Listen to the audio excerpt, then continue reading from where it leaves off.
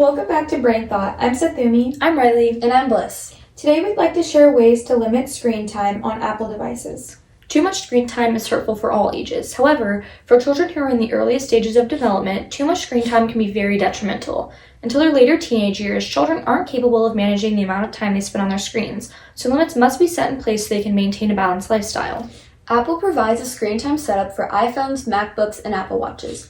To control a child's screen time amount, you must have an Apple family or a way to access your child's screen time from their device.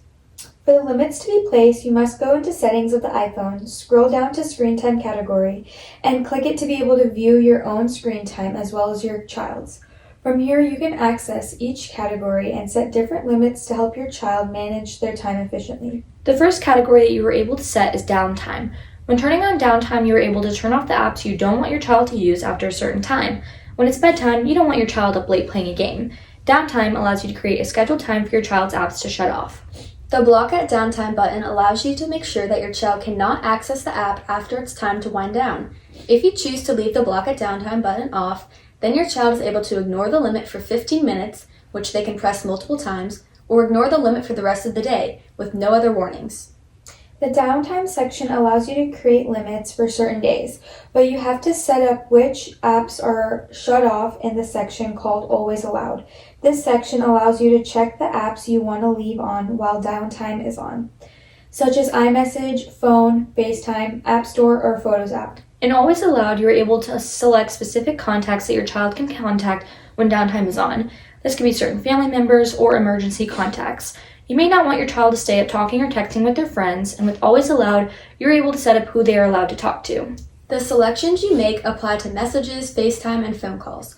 If your child wishes to message a person that is not on the Always Allowed list, a screen shows up in place saying that they are not allowed to communicate with that person during downtime. The other big category that Apple offers is app limits. These are limits that are applied throughout the day and are up to the child to use productively. When turning on app limits, you are then able to set up the amount of time each app can be used for. For instance, during the school week, where you know your child has a lot of homework they need to work on, you can set app limits to 3 hours every day. From then, you can pick what apps you don't want them wasting their time on. This could be games, social media, or entertainment apps. Select which apps you want to go under the limit and turn it on. Your child will be able to use the apps you select for a combined total of 3 hours, and they will all shut off once the time is up. This allows them to spend their time wisely, teaching them time management skills. Once the limit is up, they can then hit the button at the bottom of the screen labeled Ask for More Time. This button sends a notification to your phone, allowing you to give them more time. You can give them 15 minutes, an hour, or the rest of the day, even after downtime goes off. Apple also has a screen distance recommendation, which recommends your child to keep their device a safe distance from their face to decrease myopia or nearsightedness in children. The category labeled Communication Limits allows you to select the contacts your child can communicate with during screen time as well as during downtime. These are the selections that are used in Always Allowed. Under Communication Safety, you can provide extra protections for your child without invading their privacy. Communication Safety can detect nude photos and videos before they're sent or viewed on your child's device, and provide guidance and age-appropriate resources to help them make a safe choice.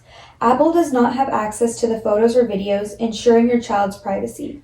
Apple provides child safety resources to help have conversations with your child about digital safety topics like sexting and nudes to make sure that your child is protected while online.